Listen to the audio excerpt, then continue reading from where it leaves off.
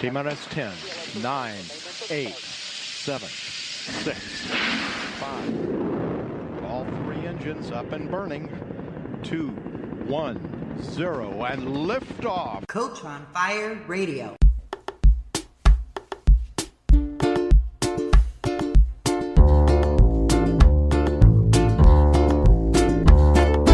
Moon, moon on the water, I've been taken for your doctor. Moon, moon on the water, lay me down upon your altar. Thank you, Rachel Hamer, for that piece of music.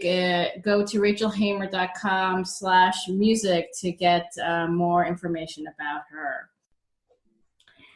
Hi, you've tuned into Sacred Erotic with Gila Nehemia, and I have a special guest today, Burt Kempner. I will have him introduce yourself. I think it's going to be a really interesting conversation today, especially, I have to say, normally I interview women, so I'm very excited to approach this topic with Burt, so I'll let him introduce himself. Burt. Thank you so much, Gila. Very happy to be with you. Yes, as you can see, I am not a woman, but what I have been is a professional script writer and producer and director, an actor, and journalist. And lately, my latest incarnation has been as a children's book author.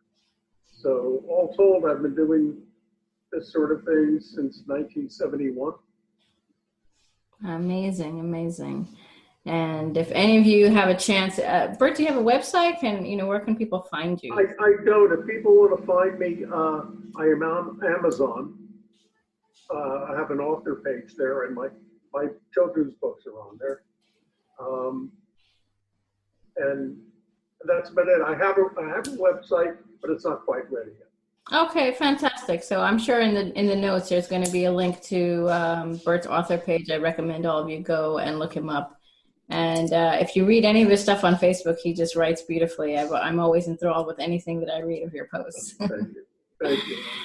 So we're going to be talking about the re-emergence or the emergence of the divine feminine in this time period right now that we're living in at the moment. And do you want to say a few words before we go into some questions, Burt? Yeah. I have been trying my hardest for the last dozen or so years to tell my fellow men about the divine feminine, what it means, why it went away, why it needs to come back. And in almost every case, they never knew about it. They had no idea that there was once a time on this earth where the priestesses held sway and fertility and all sorts of other good things took place. And while it probably wasn't perfect, I think there have been signs of human sacrifice. There's absolutely no trace of any large-scale war during that entire period. And then during, I guess, the Aryan invasion, people came with their angry male sky gods, and the whole thing blew up. So, yes, it's time for the divine feminine, as far as I can see, to come back to its former prominence, not to dislodge the male, but to balance it. Because right now we are in excess of yang energy, and it desperately needs to be adjusted if we're going to survive as a species. Yes, I agree. I've been feeling that, and just I think also, even in the programs I'm in, there have been primarily lots of women entrepreneurs starting new businesses in soul work. It's not just about selling wares. It's about really deep inside their souls. Life purpose and all sorts of things. Even my work is not really run of the mill. It's very much what's the word? Well, it resonates with a lot of people who are fully in the divine feminine, using sexual energy, using the primal goddess, as really my part of my own structure. So I'm so glad that you have been talking to your male friends about this very subject, because I think it's an important one to discuss with a variety of different people, even if they don't necessarily know about it. So I feel like it's really important that you're educating them. Thank you. I'd be less than honest if I said I wasn't meeting resistance along the way, but that's fine. I welcome resistance. Yeah, and so that's actually my first question. What about this resistance? What kind of resistance are you facing? And also, I just wanted to ask. You can put it into the answer. When we talk about the divine feminine, I have my own thoughts, but I'd like you to let us know what your thoughts are. Like, do you believe the divine feminine within yourself as well as women? Yes. Oh, definitely. People say it's impossible. I've heard, the testosterone dictates that men approach everything with three things in mind. Can I eat it? Can I kill it? Should I have sex with it? And maybe the trifecta, and they can do all three. And the women come with the estrogen imperative that says, can I relate to it? But we have all of that inside of us, men and women, we have both. And it's so important that we gather that missing piece and put it in our own puzzle. Yeah, I feel like for both men and women, it may come out in different ways, but definitely the creative part, the part that somehow is not tangible, and for some men, that's their outlet. That's their way. The artistic part of them actually is illuminated in their feminine energy. Yes, and well, you're seeing it play out right now, Gila, with this mess we're having in the States now with the Supreme Court nomination. And all of these people, including women, are saying, well, boys just do that. Well, that's such an insult, a mortal insult to me and every male I know, because I know for sure none of us ever did something like that. So the resistance is sometimes you get, they're going to want to make us eunuchs or, somehow take away our masculinity. And they don't understand yet. But I'm never going to stop telling the story, so they're going to listen to me eventually. Good. Yeah, because they have to understand, force is not strength. Strength is so much more that it's wisdom, it's humility, it's knowing when to stop and when to proceed the right way, and it's inevitable. So I don't regard this as a lifelong struggle. The return of the divine feminine is inevitable. It will happen. Yes, I feel like it is happening. It's already started. It started. Yeah, it's completely started. It cannot I feel it. Yep, cannot be put back into the bottle.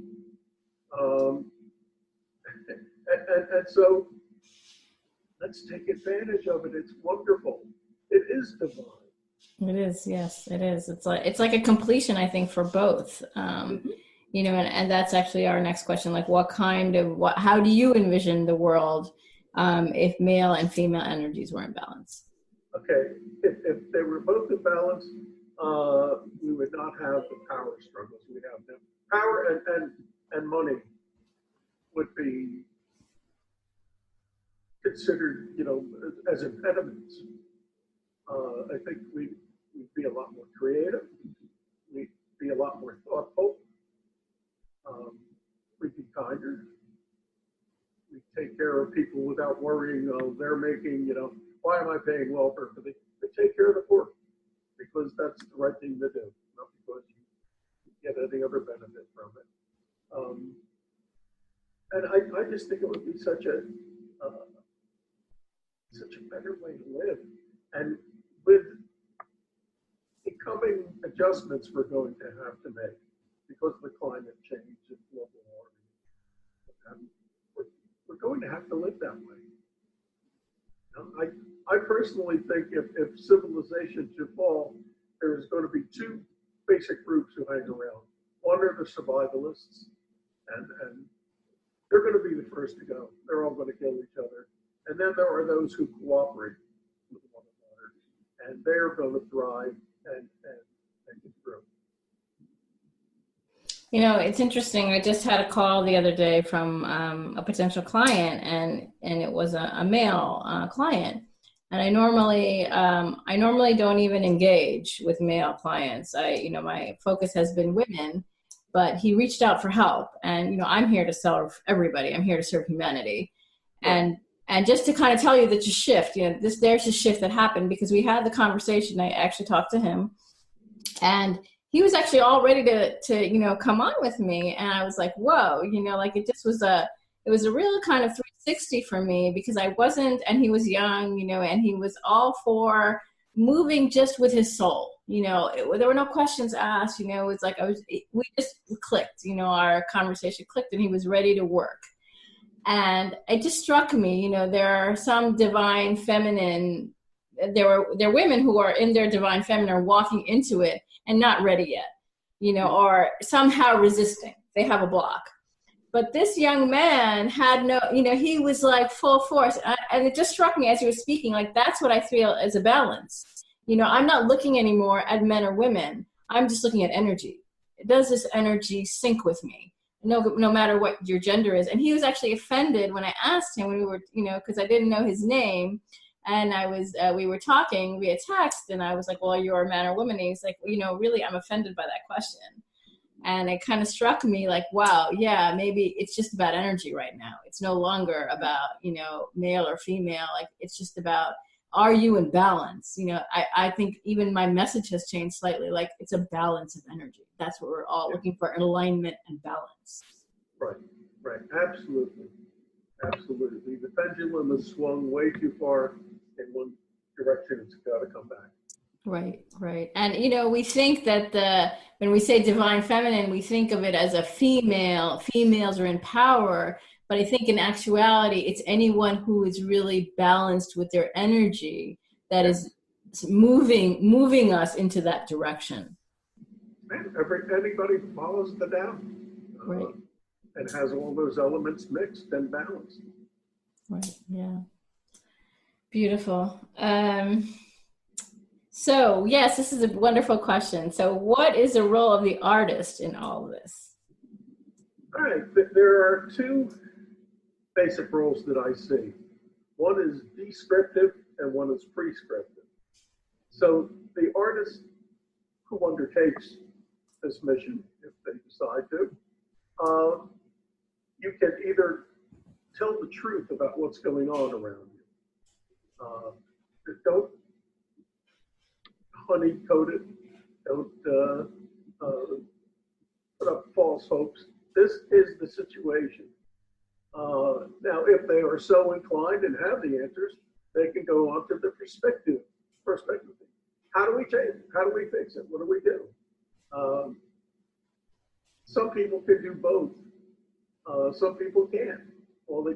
Some people just point out what's going on, and some people come up with answers. So it's that's what the artists got to do. The artists have to lead the way on this. They have to do it in such a way that captures people's imagination. There's a annual environmental film festival that takes place in my town, Gainesville, Florida, every year. And I dutifully go because the organizer is a dear friend of mine. And I leave every time on the last day looking for a rusty razor blade on the ground so I can end it all. I mean, it's so depressing, and you're made to feel greedy, stupid, indifferent. And